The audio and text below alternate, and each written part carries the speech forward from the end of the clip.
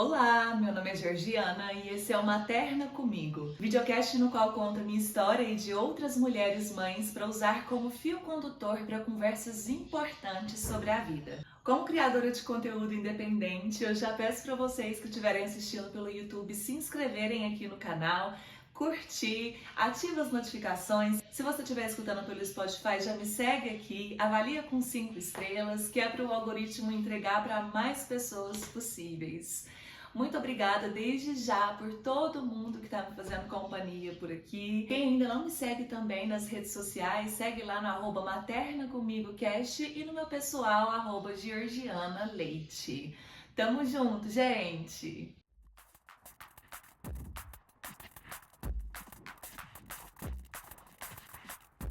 Não é exagero dizer que a maternidade é um trauma. Por mais que o termo seja frequentemente usado para descrever situações negativas e desagradáveis, os traumas são experiências marcantes nas nossas vidas que podem promover adoecimento psíquico.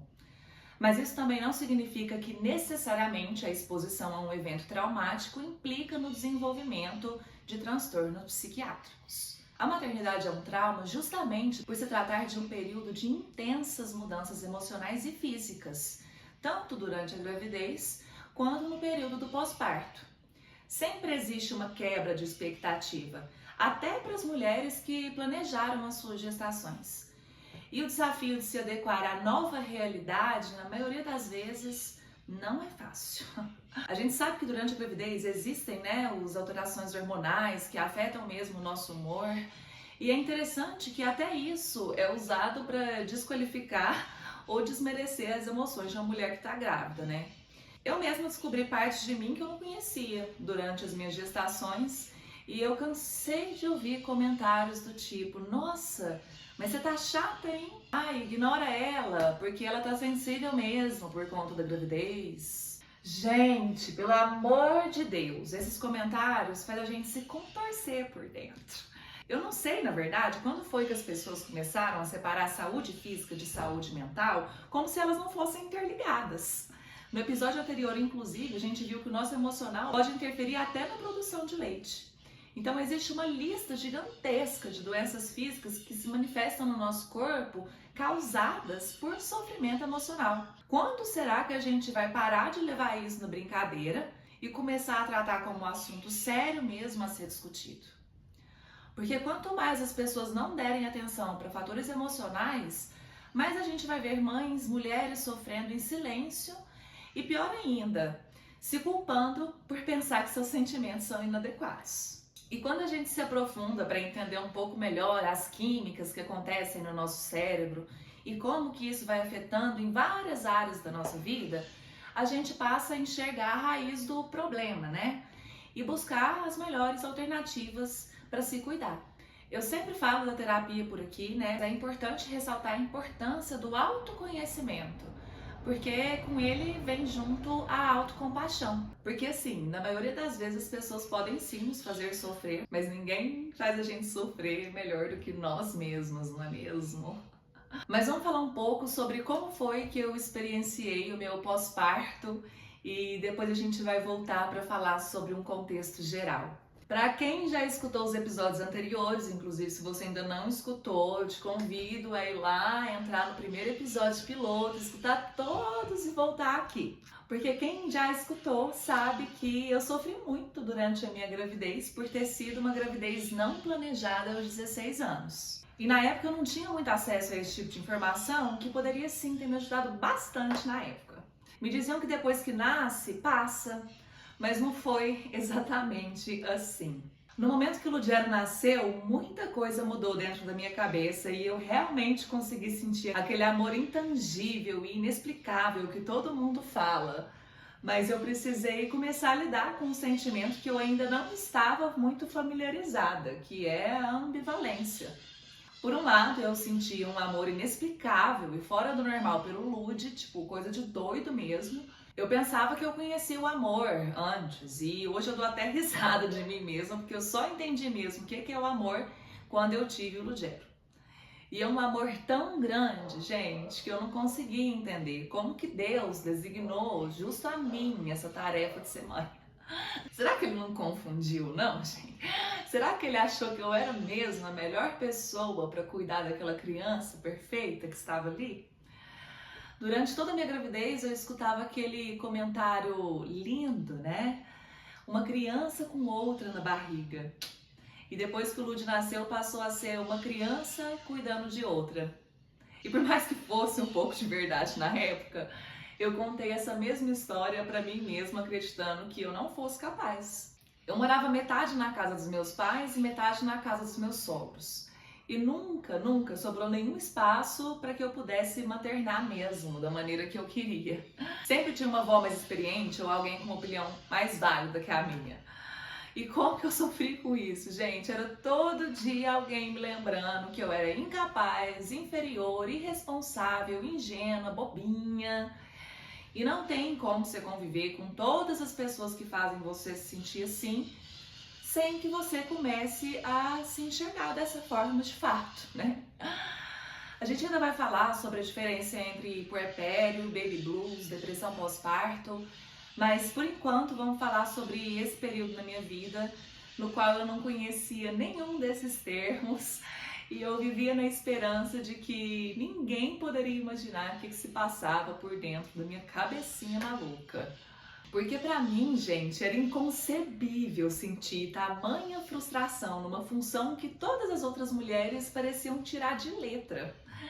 Por isso hoje eu acho tão importante falar sobre isso, porque, surpresa, é muito mais normal e natural do que a gente imagina. E quando esse sofrimento vive só nas nossas cabeças, é como um quebra-cabeça desmontado. E depois que a gente começa a falar sobre com outras mulheres, é como se as peças fossem se encaixando aos poucos. Então ajuda muito colocar pra fora. Mas tudo começou no pós-parto imediato ali. O Lugero era um recém-nascido muito agitado. Ele não gostava de dormir, ele chorava muito nas primeiras semanas. E aí começaram as noites sem dormir. E a gente já sabe que uma noite só sem dormir já é o suficiente para causar alterações na memória, fadiga, sonolência, baixo desempenho nas atividades e até mesmo alucinações. Imagina dias, semanas, meses sem dormir mais que 3 horas seguidas. Para além disso, tinha a recuperação da cesárea, né? Que eu não sei se é porque eu era muito nova ou se o emocional também influenciou, mas a minha recuperação foi muito lenta e muito sofrida. Eu ficava a maior parte do tempo no meu quarto, que ficava no andar de cima, né, da casa dos meus pais, porque eu não conseguia subir e descer a escada sem a ajuda de alguém. Quando eu precisava levantar para fazer o Lugero arrotar ou até mesmo balançar ele para parar de chorar, era o maior sofrimento. Eu senti muita dor. Tomei Tramal todos os dias por mais de um mês depois que o Lugero nasceu. E ainda tinha um probleminha da amamentação, né? Meus seios doíam 24 horas por dia. Sem contar também com o emocional, que já estava destruído. É como se eu tivesse deixado de existir ali, gente. Eu simplesmente não tinha mais tempo pra nada, assim, relacionado a mim. Pra eu tomar um banho, o carrinho ia junto pro banheiro. A gente dormia junto no mesmo quarto e não demorou até que o Lugero passasse a dormir comigo na minha cama. Sempre tinha alguma coisa pra fazer relacionada ao Lugero e muitas vezes eu ficava sem comer, sem dormir, sem tomar banho. Literalmente, zumbi. E engraçado que é exatamente essa hora que as pessoas acham mais oportuna para virar pra você e dizer: você precisa se cuidar, ficar bonita, vai passar um batom. É claro que eu gostaria, gente. Eu sempre fui uma pessoa muito vaidosa. Mas você pode ter certeza que se algum dia você me ver destruída fisicamente, é porque eu tô tão mal por dentro que eu não tô conseguindo nem esconder, como eu faço na maioria das vezes. E é fato que toda mulher tem que lidar com a frustração na maternidade, né?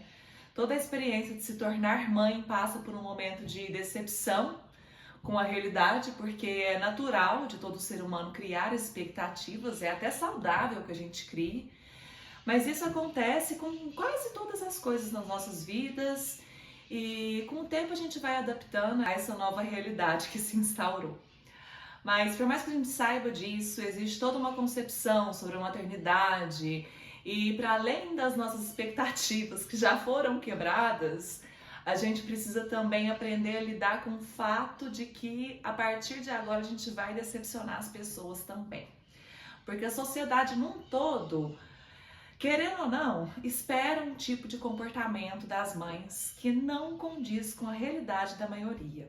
Todo mundo sabe que filho é vida, amor, alegria, sim, gente, é muito, mas as pessoas têm dificuldade de assimilar que as emoções podem coexistir dentro de nós. Normalmente, espera-se que no momento que uma mulher se torne mãe, ela saiba equilibrar a educação dos filhos, o trabalho, a casa e às vezes até um relacionamento. E ela tem que fazer isso sorrindo e bem arrumada 24 horas por dia, mesmo depois de dias e noites cansativas e sem dormir. Ela tem que ser saudável, frequentar os ambientes certos, se vestir de determinada forma. A gente virou santa? Que magia foi essa que fez com que as pessoas desejassem que fôssemos super heroínas? Tudo bem que ao longo do tempo a gente aprende a desenvolver várias habilidades com a maternidade, gente. Mas isso não é desculpa para desumanizar as mulheres, né? Gente, olha que absurdo isso. Primeiro tratam a grávida com o maior cuidado do mundo para depois simplesmente ignorar ela depois que o filho nasce. Chega a ser deprimente, gente. Todo aquele olhar amoroso vira um olhar de desconfiança do tipo: será que você está cuidando dessa criança direito? A Vera Iaconelli diz em seu livro Manifesto Antimaternalista, abre aspas, a sociedade comparece na hora de denunciar a precariedade a que estão submetidas as crianças, ignorando as condições em que ela mesma mantém esses pais. Fecha aspas. Só essa frase da Vera já dá uma conversa por um episódio completo, então certamente a gente vai voltar nela. Mas em suma, o que eu quis trazer com esse ponto é que a sociedade não consegue enxergar um contexto individual, que na verdade é coletivo, e julga as mães por não seguirem os padrões estabelecidos. E como dói!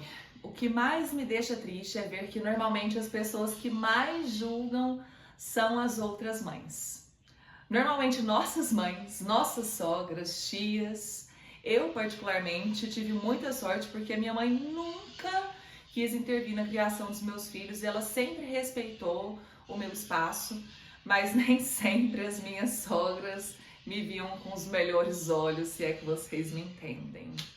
Será que elas também não passaram por isso, gente? Ou será que elas passaram e esqueceram do sentimento de impotência que isso passa para uma mãe de primeira viagem? De qualquer forma, que fique gravado aqui, para que eu nunca me esqueça, né? Caso algum dia eu seja avó. Enfim, gente, voltando. Vocês lembram que eu disse que eu fiz o Enem grávida em 2013, né? A prova foi em outubro, o Ludgero nasceu em dezembro e a Faculdade Federal de Berlândia estava de greve. Era lá que eu ia estudar. No auge do meu puerpério, em fevereiro, eu mudei todos os rumos da minha vida ao me matricular escondida para o curso de filosofia. E eu tô falando escondida, gente, porque eu sabia que os meus pais conservadores, como são, nunca aprovariam eu fazer uma faculdade de filosofia. Mas mesmo assim eu entrei na UFO em março de 2014 e comecei a estudar esse curso que leva muita gente à loucura. Mas olha eu aqui, já querendo culpar a filosofia pela minha simples frustração de não conseguir entender o sentido da vida.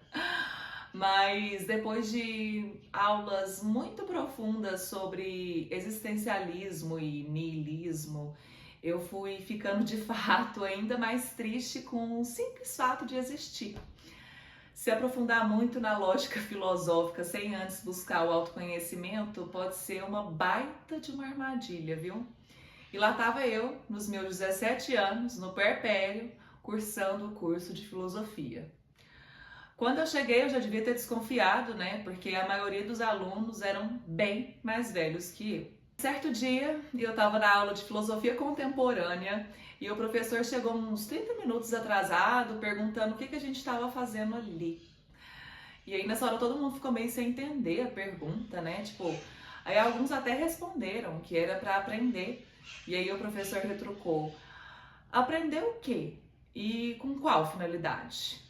E aí essa pergunta foi levando para outras perguntas até ele concluir: nada faz sentido. Tudo é uma mera coincidência, o ser humano é ruim de natureza e estamos todos fadados ao fracasso. Não existe sentido nenhum em vir aqui estudar a história da filosofia se vocês nunca vão conseguir filosofar de fato ou mudar alguma coisa nesse mundo. Aí ele falou isso e mais algumas coisas extremamente deprimentes e foi embora. Todas as aulas eram das 7 até as 10h30. 8 horas ele saiu da sala, muita gente ficou sem entender e foi todo mundo saindo aos poucos até que sobrou só eu ali na sala, de cara pro quadro em branco, né? Refletindo sobre o que o professor tinha falado. E eu acho que ninguém ligou muito, mas aquilo me pegou demais, gente. Poderia ter voltado para casa naquela hora, mas eu fiquei um bom tempo sentada sozinha num canto isolado lá na faculdade, chorando, completamente desiludida com a vida, com o universo e tudo mais. Hoje eu rio, gente, mas na época foi assim, muito genuíno o meu sofrimento. Na verdade, eu não posso nem parar pra pensar muito, porque esse existencialismo ainda me pega. Mas esse dia eu chorei tanto que foi a primeira vez que eu pensei que eu poderia sim estar passando por uma depressão pós-parto. Foi uma das primeiras vezes que eu realmente parei. Parei e pensei. Mas não se falava sobre isso, né, gente, há 10 anos atrás, muito menos sobre puerpério e baby blues. Eu não conhecia nenhum desses últimos dois termos e eu não sabia nem que especialista procurar, não saberia o que falar, para ser bem sincera. E hoje eu vejo o quanto que a minha cabeça estava só focada mesmo em sobreviver, porque eu não conseguia assimilar algumas coisas que hoje para mim parecem ser muito básicas. Mas muito disso que eu sei hoje foi devido ao acesso à informação que antes a gente não tinha. E eu também devo isso às várias mulheres que vieram antes de mim falar sobre a maternidade real e que me acolheram muito, mesmo sem saber. Eu espero também que alguma mulher se sinta acolhida ao me ouvir. Por isso que hoje eu tô aqui cavucando as feridas lá dentro, porque antes de estar falando com vocês, eu tô falando também com a Georgiana de 10 anos atrás, né? E eu ainda sou aquela mesma Georgiana, aprendendo dia após dia. Eu fui tardiamente diagnosticada com depressão pós-parto, mas só depois, quando eu fui me consultar com uma profissional que realmente me levou a sério ali, né? Mas isso foi muito tempo depois. Em 2014 eu vivi uma depressão silenciosa que era muito mais tabu do que hoje em dia. Aí juntou com Schopenhauer e Nietzsche e minha cabeça se tornou um lugar inabitável. Todos os tipos de pensamento autodestrutivos que vocês imaginarem passavam por ela dia e noite. E eu vivia triste. Eu não via sentido na vida porque eu não sentia que eu ia poder viver ela plenamente. Lembrando que, mesmo deprimida, gente, eu amava muito meu filho, muito, mais do que tudo. E justamente por isso eu comecei a me sentir a pior mãe do mundo, porque o amor que eu sentia pelo meu filho não era suficiente para me fazer querer permanecer viva. Eu tinha pensamentos suicidas diariamente por mais de 2 anos e eu nunca admiti para ninguém tamanha culpa que eu sentia por deixar esses pensamentos habitarem a minha cabeça. E no meio disso tudo, orgulhosa como eu era, ainda decidi começar a trabalhar para reconquistar o que ainda restava da minha independência, né? Eu não queria depender financeiramente de ninguém, principalmente de macho. Então eu comecei a trabalhar como atendente de telemarketing durante o dia. E aí de noite eu estudava. De madrugada eu passava em claro amamentando enquanto eu lia os meus livros de filosofia. O Coringa, gente, ele surtou por muito menos. E para além de tudo, minha gente, ninguém esqueceu do casamento, viu? Aquele que foi prometido quando eu apareci grávida, lembra? 2015 chegou e eu finalmente completaria os meus tão sonhados 18 anos. As pessoas geralmente querem a maioridade para começar a dirigir e beber. Eu precisava assinar, era uma certidão de casamento mesmo. Mas antes fosse só isso, né? A minha família e a família do Léo gastaram uma grana no casamento religioso. E foi lindo, inclusive, foi o casamento dos sonhos, numa chácara, com a decoração que eu escolhi. O vestido foi feito sob medida pra mim. O fusquinha, entrei no fusquinha igual eu sempre quis. A cerimônia foi emocionante, a família inteira tava ali, cena de filme, gente. A festa foi super divertida, as fotos devem ter ficado lindas, mas eu nunca cheguei a ver, porque não deu tempo. Talvez algumas pessoas mais próximas que estejam escutando o episódio hoje possam estar um pouco apavoradas.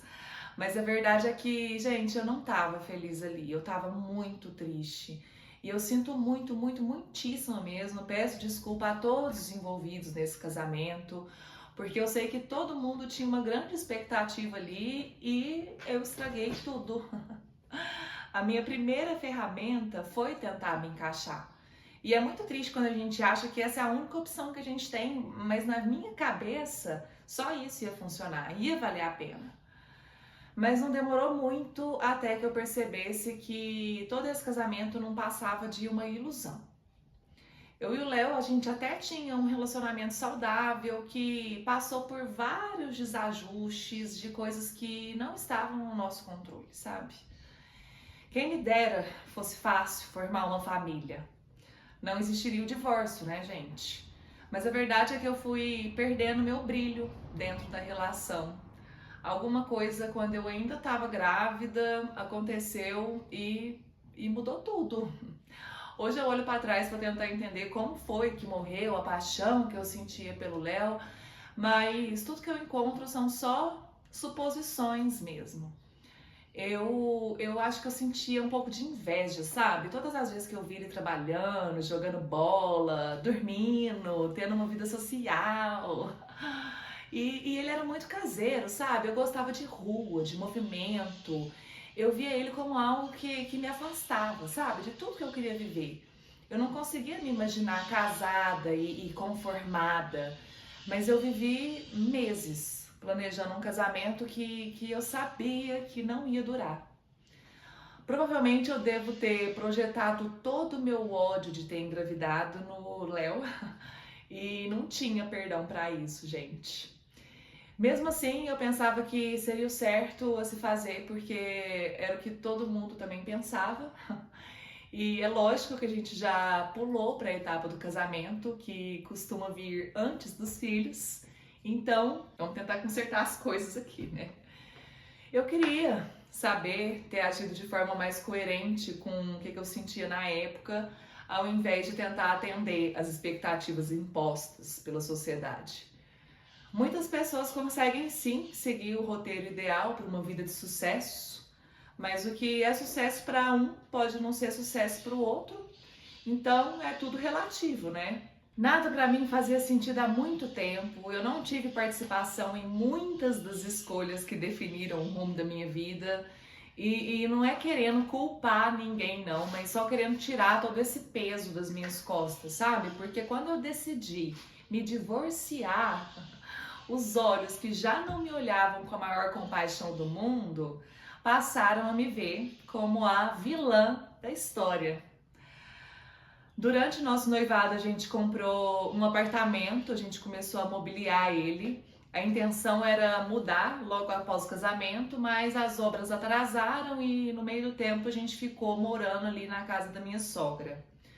E ela sempre foi uma avó maravilhosa, muito presente, mas ela foi a primeira pessoa a perceber quando eu comecei a beber. O que já foi motivo suficiente para ela me julgar mais ainda. Mas em minha defesa, eu tinha acabado de descobrir o álcool como uma ótima estratégia para acalmar os meus pensamentos autodestrutíveis, pelo menos durante algumas horas. E depois sofrer em dobro, né, no dia seguinte, mas o álcool se tornou uma bela de uma bengala para tudo que eu estava sentindo e no momento era exatamente daquilo que eu precisava. Eu só não sabia onde que isso ia me levar.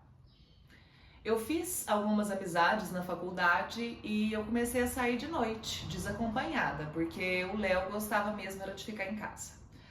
As minhas noitadas começaram quando eu ainda estava casada, ali naquela boate LGBT, a saudosa 185, era o único lugar que eu poderia extravasar toda a minha loucura. Então eu dançava, gente, e não chegava perto da sobriedade enquanto o lugar não fechava.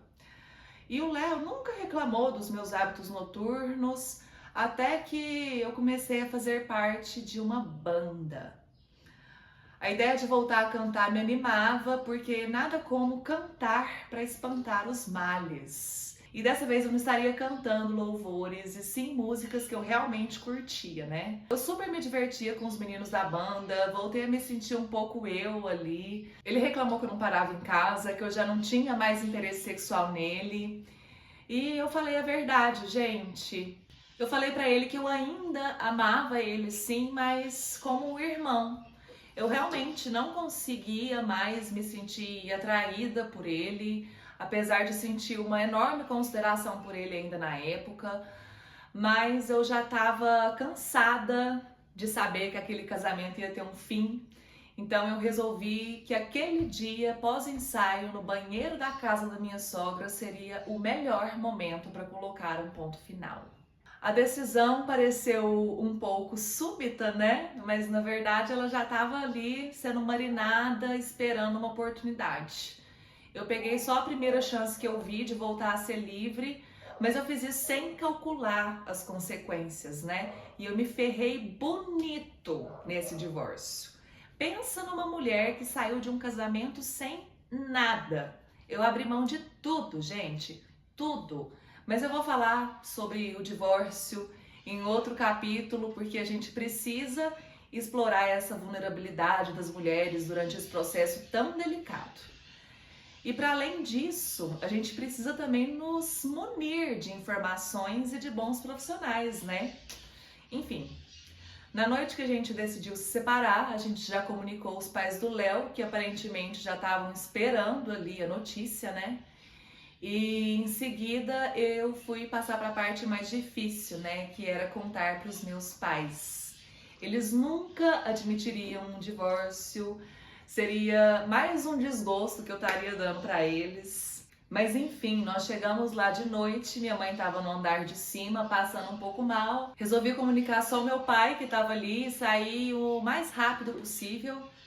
Meu pai ficou sem reação e eu fui embora.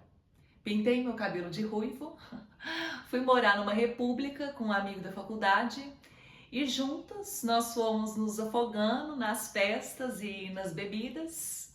Meus dias passaram a ser no quarto de ressaca e as noites na rua, em lugares duvidosos. O Léo, lógico, virou a vítima da situação. Ele foi 1000 vezes mais acolhido por muitos da minha família do que eu. Eu postava fotos minhas no Facebook, gente, e eu recebia vários comentários do tipo: sinto muito, que tristeza, tinha tudo pra dar certo. Nossa, gente do céu, lembrar dessas coisas me dá até um embrulho no estômago, sério mesmo. Eu fui muito violentada, mesmo, muito, revitimizada várias vezes. Eu só precisava de acolhimento e talvez tudo teria sido diferente. O que eu ganhei foram julgamentos e mais julgamentos atrás de julgamentos. E o que a gente faz, gente, quando a gente sabe que a gente está literalmente sozinha nas nossas decisões? É difícil, né? Só depois eu fui descobrir que o córtex pré-frontal é a última camada do cérebro a amadurecer e a área responsável pelo pensamento crítico, tomada de decisão, autocontrole, planejamento, atenção, organização, controle de emoção, de riscos e impulsos, automonitorização, empatia e resolução de problemas.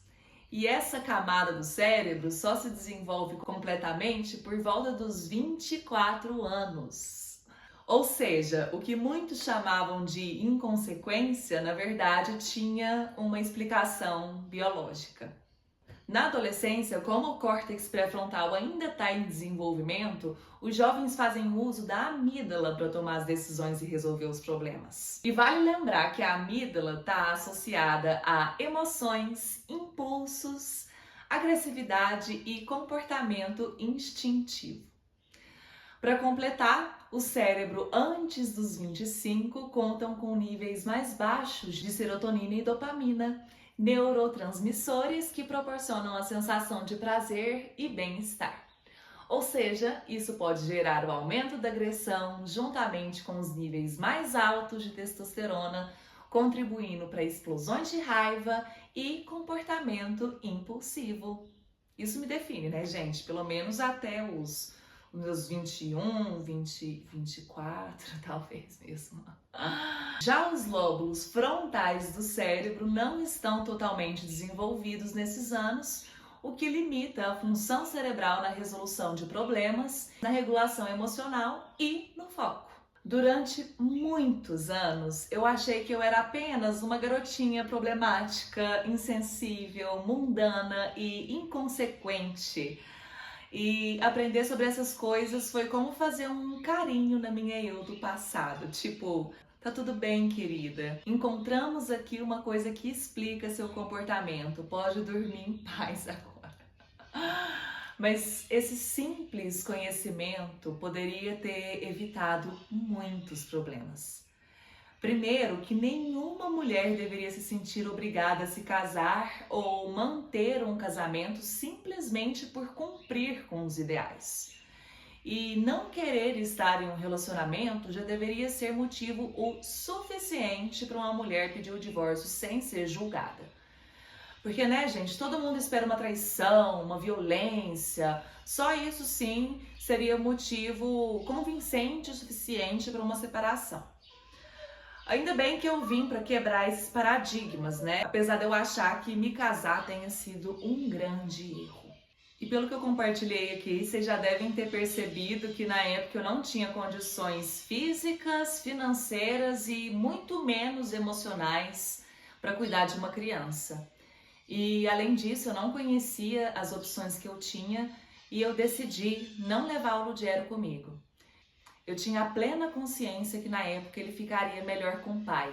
Eu precisava cuidar de mim e colocar a máscara de oxigênio primeiro em mim para que eu conseguisse ser uma mãe inteira e não uma mãe em pedaços.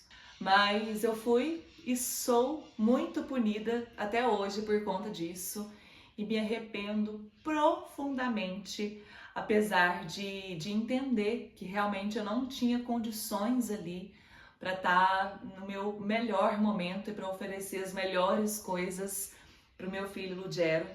E como eu disse para vocês, o Léo é um ótimo pai e ele segurou a barra ali como ele deveria ter feito, como a obrigação dele. Ele não estava fazendo mais do que a obrigação dele e todo mundo estava muito ocupado aplaudindo ele e acabando comigo para me acolher, sabe?